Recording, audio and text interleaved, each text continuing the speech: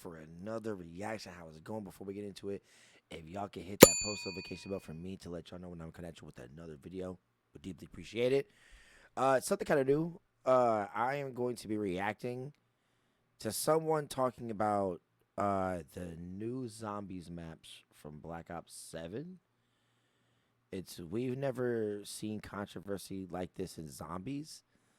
So I guess this is because there's like everybody's kind of mad about the new zombies and how it looks. It doesn't. They are saying, some people are saying like it doesn't look anything new from Black Ops 6. So yeah, kind of new controversy around here. But I appreciate y'all for rocking with me. If you guys want to watch this video without any of my commentary, the link to the original video will be in the description down below. If you guys could also give this gentleman a like and a comment. I already watched the first 2 minutes of this video, so I'm just gonna let this video at the beginning like just glaze through like just super fast, so I can just get through it, and then we can get to the part where I originally left off. But all right, got my soundboard. All right, hold on, let me put this up. Correct! All right. All right, well, let's get a chat. Here, we'll go big for this one. Oh, no, hold on. Yep. All right. We've never seen controversy like this in zombies. Let's get it. Of zombies. In a twist no one saw coming, Zombies' largest creator and golden child, Mr. Rafflewaffles, just cheated his way to the worldwide first completion of the main quest Easter egg. Yet, in an even greater twist, none of it was his fault. A fiery debate has engulfed the community following these events, creating further tension amongst the fan base that is anything but stable at this current point in time. However, to understand this community-shattering story, we have to rewind back to the very start. In the 31 hours prior to the Easter egg hunt going live, the New Zealand trick had allowed pretty much anyone to experience Ashes in its full glory. And as the hours ticked, I guess New Zealand trick was able, so people were to just change their servers to New Zealand, so they were able to play the game.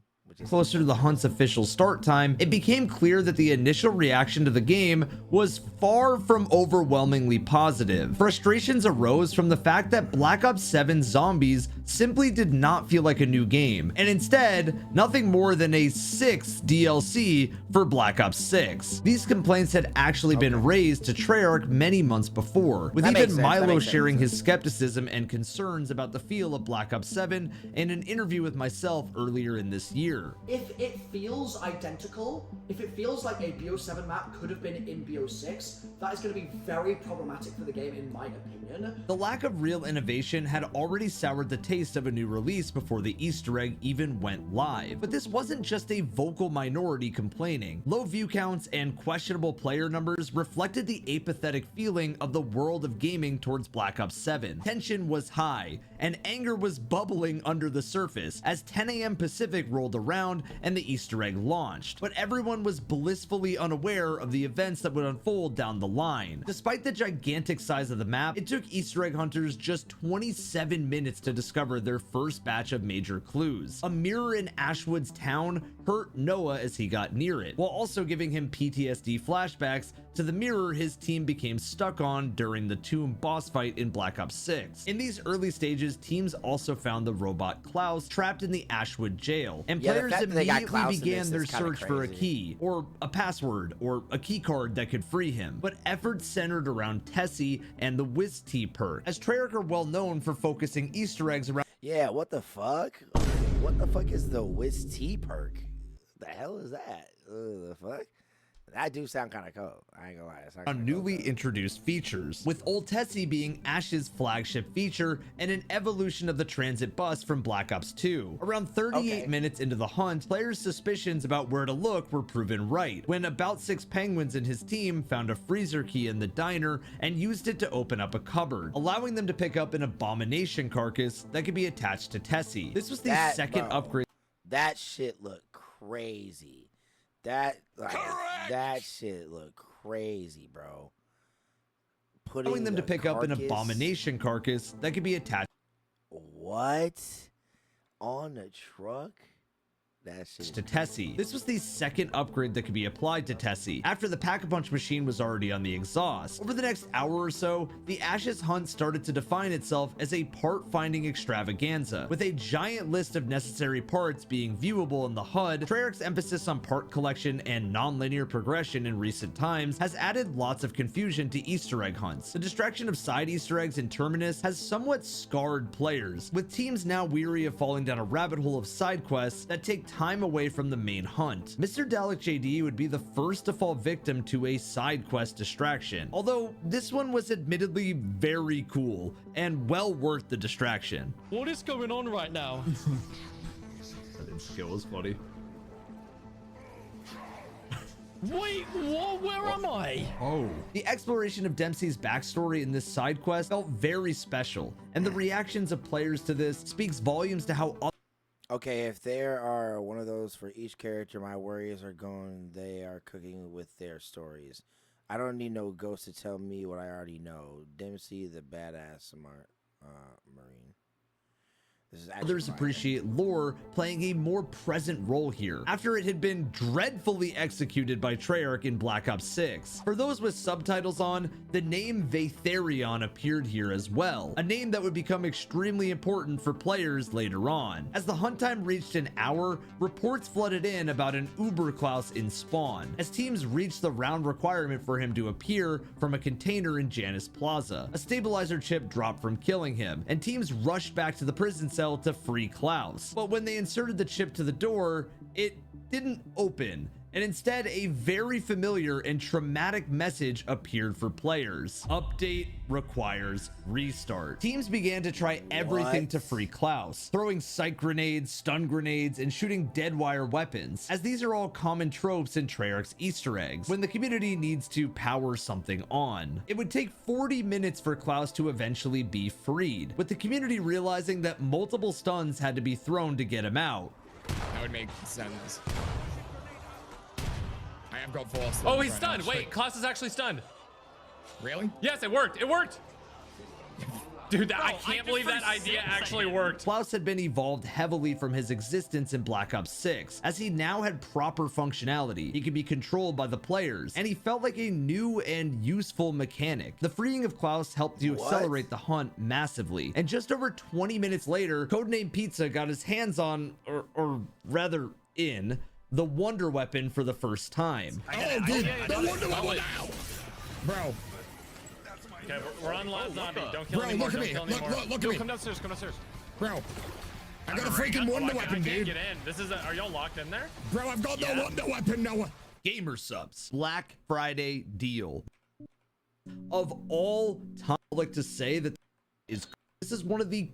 Use code Evan, get your powder. I really don't think it's hyperbolic. I'm not, chat. Come on now.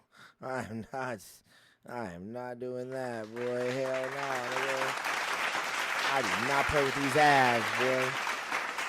I said like slice the fuck out them ads, boy. Hell no. To say that this is one of the coolest Wonder Weapon designs of all time, with Mr. Raffle Waffle's reaction to the Wonder Weapon speaking for itself. Do you want to go try shooting that purple pod that was like right next to us with the gauntlet? Yeah, oh, the gauntlet. Okay, I'm hearing whispering now. Damn, this weapon is sick. It's so cool. In an instant, this has become one of Zombie's greatest Wonder Weapons, with even the most Dorito and Mountain Dude angry parts of the community overwhelmingly praising Treyarch for their creation. This Freddy Scarecrow glove doesn't only deal heaps of damage, but it also overheals the player using this. On top of this, hunters would come to learn that the Gauntlet's abilities were necessary for almost every step in the Easter egg, and I love when the devs really make it feel like our powers are properly utilized. However, while this gigantic W was unfolding, the start of an even more gigantic controversy began to, at this point, bubble under the surface. Kingman acquired a mysterious white unnamed powder, with the lore pointing us towards this likely being gamer subs bought with code Evan at checkout. Kingman was onto something big here, noticing the chem lab in the Cosmodrome now had enough ingredients that mysterious symbols appeared on the wall. Kingman immediately recognized these symbols from a similar similar puzzle on Buried in Black Ops 2, and was quickly able to decipher the writing and seemingly progress through these steps with ease. This was not the case for everyone, however. Mr. Waffles had also immediately recognized the code and deciphered it. Oh, I put the powder down. What? Oh, cinema, cinema. I mean, not the Hitler comment, but what's on the wall is cinema. But his inputs returned a negative reaction, and the step just didn't progress. Noah J's team also had similar difficulties here, and this is where the first real roadblock in the hunt began. The community was overwhelmed with confusion here, as Kingman had progressed, but when other teams applied this same theory, it didn't work. Milo began to heavily brainstorm and theorycraft with chat, but this step was made more difficult by the fact that Treyarch added brute force protection, showing that they had learned from their mistakes in Black Ops 6. Yeah. Only one combination of ingredients could be entered per round, and the combination was different in each game. After around an hour with no progress, Mr. Waffles and other teams began to develop the feeling that this step may be bugged in some way, with eventually Noah's team succumbing to this theory by resetting their game to try again, while Milo issued a plea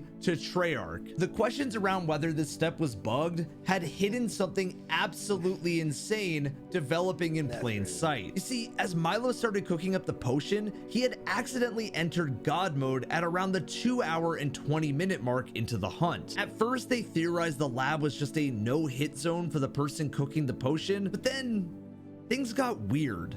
See if the zombie attacks you now. Like that. Well, What? Is that? I don't understand if this is a step or if this is a bug. I actually can't tell. You still invincible.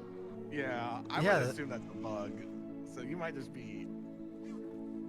Well, if we really good. get a chance to go to the next round, just see if any of them like Yeah, I'm ready for next. go. Zombies had stopped pathing to Milo, and any stragglers that he tried to block simply refused to attack or deal damage to him. And in an incredibly strange role reversal moment, the man who made a career from being chased by zombies was now having to chase them himself. But things would get even weirder from here. With no success on the potion step, Milo began to explore the map for clues, and around 2 hours into the hunt, found himself in a 1v1 against a Zursa bear zombie as a part of a side Easter egg. I don't know. I don't know what they're doing. They're just kind of.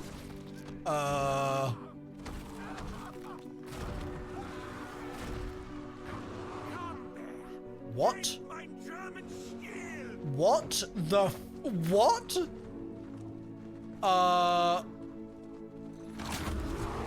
Okay, well, I don't have God mode anymore. Milo very quickly discovered here that he seemingly no longer had God mode, with the bear both targeting and dealing damage to him. However, when Milo returned from the forest, it became apparent that something was still not right with his game. But with the Easter egg still being in its infancy and the more pressing matter of a possibly bugged potion step to be solved, they pressed on. While everyone else was struggling, Kingman was trying to progress the hunt himself. He had completed a short lockdown step in the lab that then revealed several anomalies around the map, and that pyramid-looking thing from the mirror now in Rabbit Alley. However, as so few had progressed, he was almost leading the hunt solo here, and therefore no progress was made for a significant period of time. 2 hours later, and Kingman finally made a breakthrough after he was led to a boat in the shipyard, and he pulled a green key from this spot. Yeah. Wait, key. Not the key. Key. That's gonna be it. Go. Oh my god. Oh my god. Please help me. The code just made a noise. These keys were used to break one of the chains on the pyramid structure in Rabbit Alley, but 2 chains still remained. Once they realized the ways these keys My nigga. What?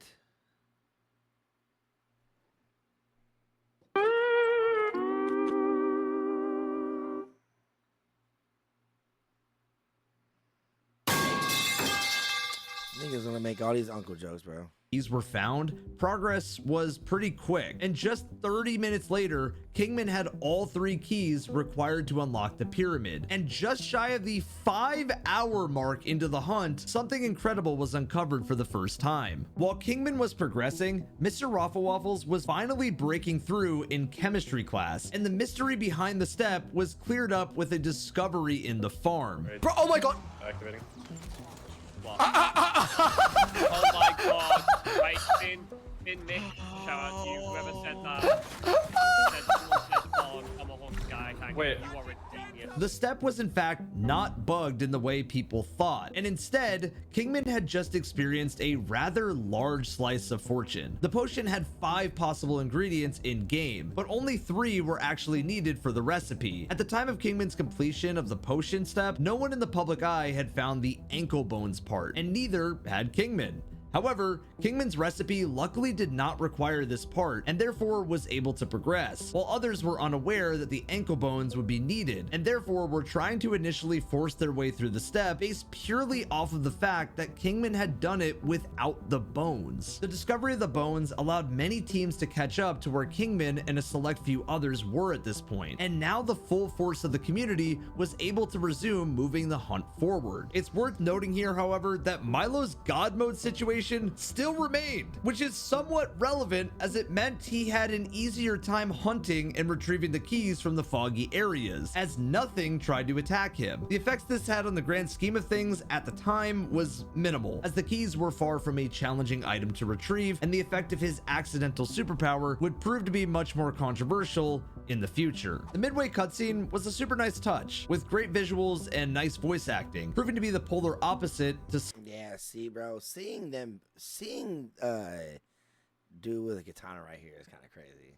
That shit is kind of It's a crazy. super nice touch, with great visuals and nice voice acting, proving to be the polar opposite to some AI-affected disaster of cutscenes found in some areas of Black Ops 6. The entity gave players the final old Tessie upgrade, a Wonderwaff turret on the top, and if you've ever seen Back to the Future, it's pretty obvious what had to happen next.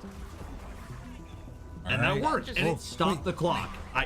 Wait, what's happening? Wait. No, it's visual, never mind. No, it's. Is that just a visual? No, I Is the clock stopped though? Am I crazy? Did the clock not stop? Yeah, that done something. I knew it.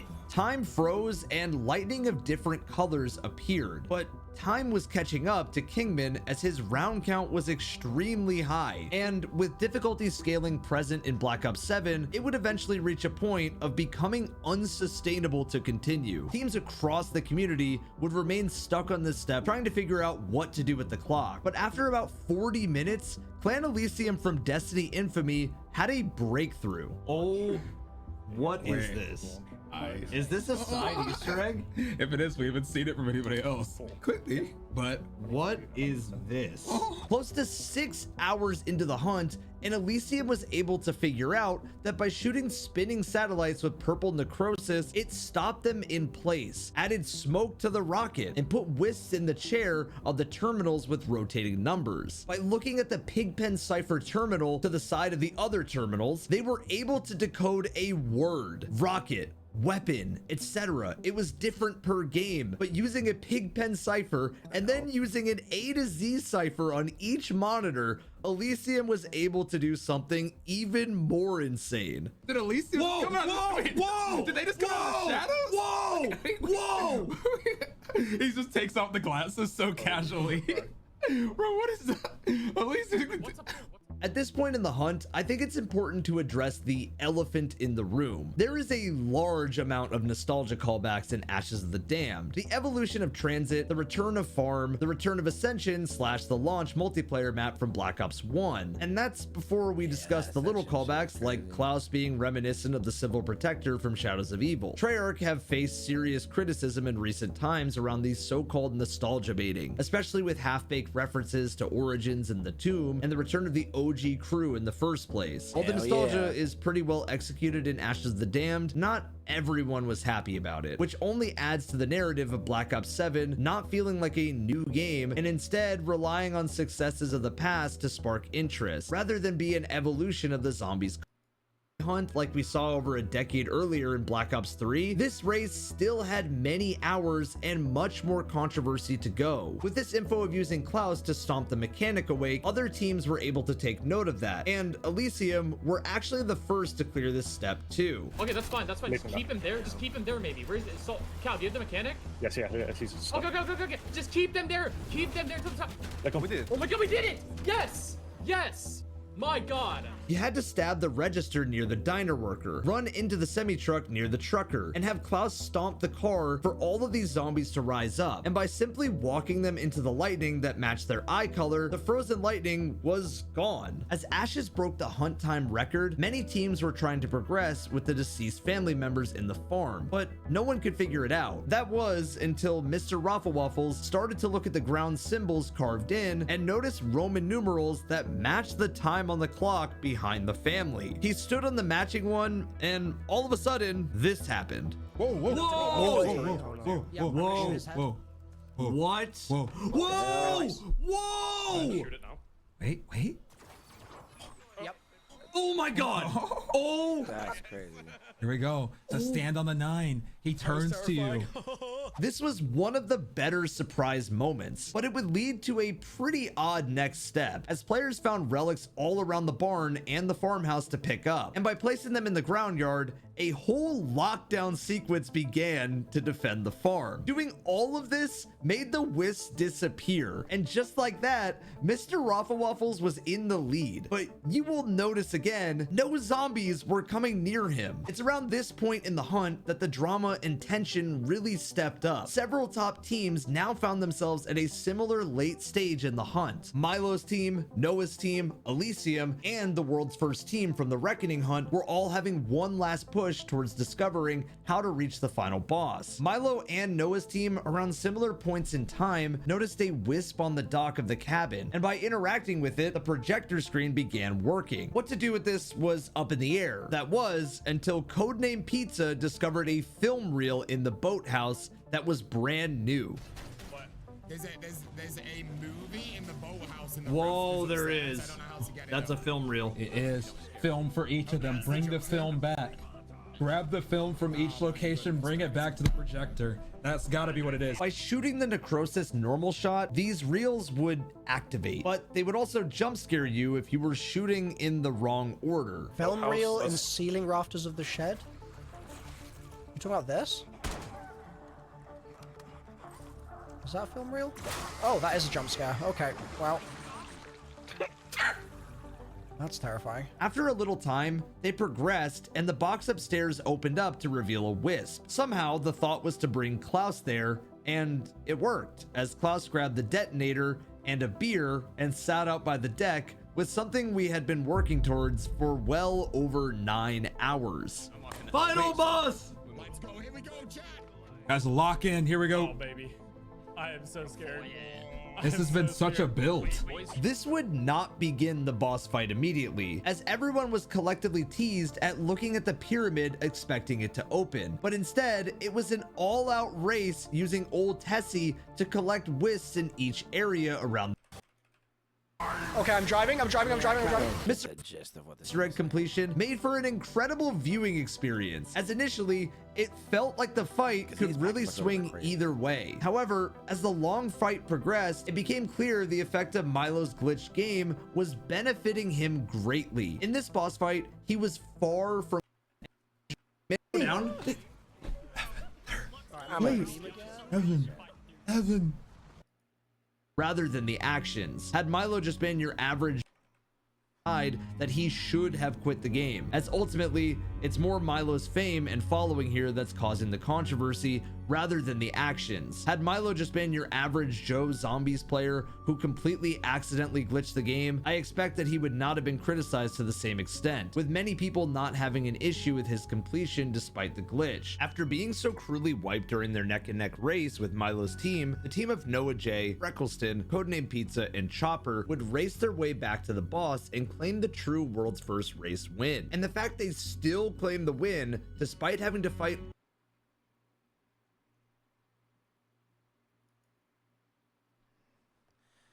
Hey man, when it comes to this, like, All I gotta say is Black Ops 7 looks fire as fuck.